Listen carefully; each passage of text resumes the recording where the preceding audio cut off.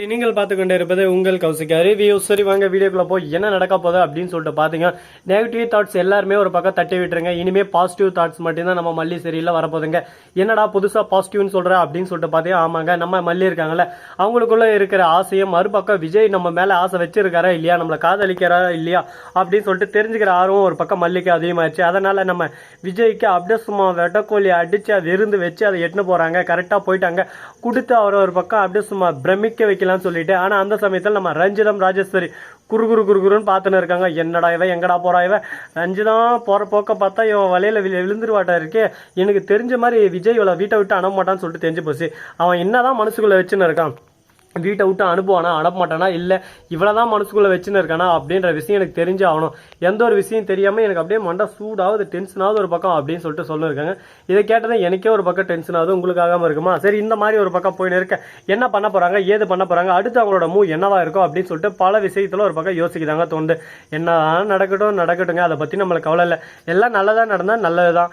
ஆனால் நம்ம விஜய் இருக்காருல்ல, அவர் இருந்துன்னு கரெக்டாக ஆஃபீஸில் இருக்காரு. அந்த சமயத்தில் நம்ம மல்லி போய் உள்ளே போகலான்னு போகிறாங்க. அங்கே இருக்கிற அதான் கிளீனிங் அம்மா இருக்காங்க. அவங்க இருந்து என்ன சொல்றாங்க அப்படின்னு சொல்லிட்டு பார்த்தா, குடும்பமான உள்ள எட்டுமே கொடுத்துட்றேன் அப்படின்னு சொல்லிட்டு சொல்றாங்க. இல்லை நான் விஜய் கிட்ட தான் கொடுப்பேன் அப்படின்னு சொல்லிட்டு சொல்றாங்க.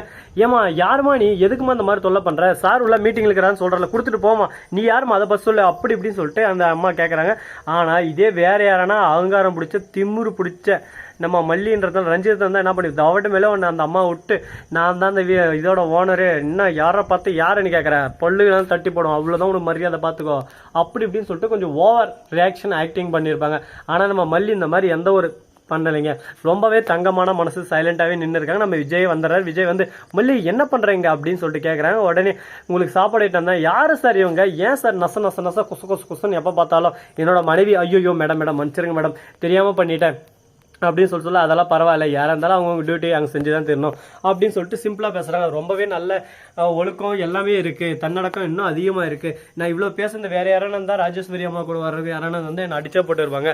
ஆனால் இவங்க பார்த்தீங்க எவ்வளோ பொறுமையாக இருக்காங்க. எப்படி சார் இந்த அளவுக்கு ஒரு பக்கம் அருமையான தரமான ஒரு பொண்ணை கல்யாணம் பண்ணீங்க அப்படின்னு சொல்லிட்டு கேட்க, உடனே என்ன பண்ணுறது, என் வாழ்க்கையில் அமைஞ்சிருச்சு, இதுக்கப்புறம் நான் அதை மிஸ் பண்ணுவேன்னா மிஸ் பண்ணவே மாட்டேனே அப்படின்னு சொல்லிட்டு நம்ம விஜய் சொல்லிருக்காரு.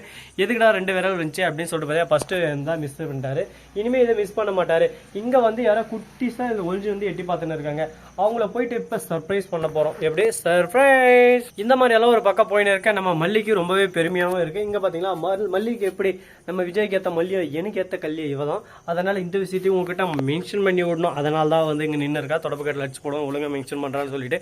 என்னங்க பண்றது, வாழ்க்கைன்னா இந்த மாதிரி கல்யாணம் பண்ணிட்டா வாழ்க்கையில 1008 கஷ்டம் வரும். பாத்தீங்களா எந்த அளவுக்கு ஒரு பக்கம் டெரரா வந்து நின்று என்ன பண்ண இருக்குன்னு சொல்லிட்டு ஒவ்வொரு செகண்டும் ஒவ்வொரு நொடியும் வாட்ச் பண்ணே இருப்பாங்க அப்படின்னு சொல்லிட்டு இருக்காங்க. நம்ம மல்லியா அந்த மாதிரி இருந்தா விஜய் யாருக்கிட்டே மாட்டப்படா, அந்த அளவுக்கு ஒரு பக்கம் தில்லு முள்ளா அப்படியே சும்மா வேற லெவலில் போயின்னு இருக்குன்னா பார்த்தா, நம்ம ரஞ்சித் ரூட் ஒரு நாள் அவளை போய் சேவல் மேலே 4 வச்சு வேண்டிய என் புருஷனோட சுத்துறா அப்படின்னு சொல்லிட்டு நம்ம மல்லி அடிச்சு துரத்தி இருந்தா இந்த நேரத்துக்கு இந்த பிரச்சனை வந்திருக்குமா சொல்லுங்க பார்க்கலாம். எந்த ஒரு பிரச்சனையும் இருந்திருக்காரு, எல்லாமே ஒரு பக்கம் ஸ்மூமா இருந்திருக்கும், வாழ்க்கை ஒரு பக்கம் ஜம்முன்னு கும்முன்னு போயிட்டு இருந்திருக்கும். ஆனா இதை எதுவுமே எடுத்துக்காம நான் எடுக்கிறதா முடிவு, நான் பண்றதா எல்லாம் அப்படின்ற கேடு கெட்ட எண்ணத்தோட சுத்தின்னு இருக்கிற நம்ம ராஜேஸ்வரி ரஞ்சிதத்துக்கு தான் இந்த வீடியோ சமர்ப்பணம். அவங்க 2 பேர் திருந்துவாங்களா திருந்த மாட்டாங்களா, எதுக்குடா இந்த மாதிரி பண்ணிட்டு இருக்காங்க, அவங்களுக்கு வேற மானங்கிட்ட பொழப்பே இல்லையா, எதுக்கு தேவையில்லாம இந்த மாதிரி பண்ணிட்டு சின்ன விஷயத்துக்கெல்லாம் அப்படியே சும்மா பெருசா ரியாக்ட் பண்ணி புருஷன் முன்னாடிக்கெல்லாம் ஆயிரங்க. அதை எடுத்து இவங்க நுழைக்கி எதுக்கு அதை வந்து பெருசாக்கி இவங்க 2 பேரும் பிரிச்சுட்டு அதில் வந்து திருப்பி ஒட்டிக்கணும்னு நினைக்கிறாளே இந்த ரஞ்சித்துக்கு வெக்கமே இல்லையா அப்படின்னு சொல்லிட்டு பார்த்தீங்கன்னா கண்டிப்பா இல்லை. அவளை பொறுத்த வரைக்கும் இந்த சொத்து ஆட்டே பண்ணணும்,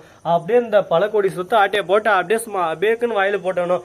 திடீர்னு கட்டையில போயிட்டு அந்த சொத்து எல்லாருமே ஒரேடியா போயிடும். இது எதுவுமே தெரியாம முட்டாளாட்டம் சொத்து கட்சின்னு ஒரு பக்கம் இருக்கா. ரஞ்சிதம் இப்படியே அவங்க வாழ்க்கையை இறந்துருவாங்கன்னு சொல்லிட்டு ஒருத்தர் ரொம்பவே அட்வைஸ் பண்ணி ரொம்பவே கேர்ஃபுல்லா பார்த்துன்னு இருக்காரு. எப்படியான கரெக்ட் பண்ணிடலாம்னு சொல்லிட்டு. அது யாருன்னு நேரம் உங்களுக்கே தெரிஞ்சுட்டுக்கும், நம்ம அரவிந்த் தாங்க. அரவிந்த் ரொம்பவே ஒரு ஃபீல்டில் தான் சுற்றின்னு இருக்காரு, எப்படியான கிடைச்சிருமா அப்படின்னு சொல்லிட்டு.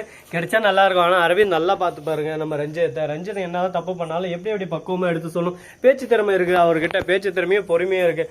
இது 2த்தையும் வச்சு அவர் அசால்ட்டாக நம்ம ரஞ்சித்தை அப்படியே சும்மா ஒரு அளவுக்கு அப்படியே இது பண்ணியே போயிடுவாங்க ஸ்மூத்தாக. ஆனால் அந்த ராஜேஸ்வரி கையில் சேர்த்த மாட்டார் இவங்க கூட. இப்படி பவனுக்கிறத நம்ம மல்லி பார்த்துட்டு இதை விஜய் கிட்ட சொல்கிறாங்க. அவங்க 2 பேருக்கு பேர் நல்லாவும் இருக்குது அப்படின்னு சொல்லிட்டு நான் பேசுகிறேன் அப்படின்னு சொல்லிட்டு சொல்றாங்க. ஆனா அவ காசு இல்லைன்னு சொல்லிட்டு இதெல்லாம் சொல்லுவா. ஆனா அது பிரச்சனை இல்லை, நம்ம சொத்துல கூட கொஞ்சம் தந்துடலாம், அதெல்லாம் பிரச்சனை இல்லை அப்படின்னு சொல்லிட்டு விஜய் சொல்லிருக்காரு. உடனே ரஞ்சித் கிட்ட போய் பேசினா ரஞ்சித் நானா டிரைவரா கே அப்படின்னு பார்த்தா சைலண்டாவே இருக்கா. மௌனம் சம்மந்தம் இருக்கா அறிகுறின்ற மாதிரி சைலண்டா. அடியே ரஞ்சிதோ என்னடே ஆச்சு உனக்கு ராஜேஸ்வரி கேட்க.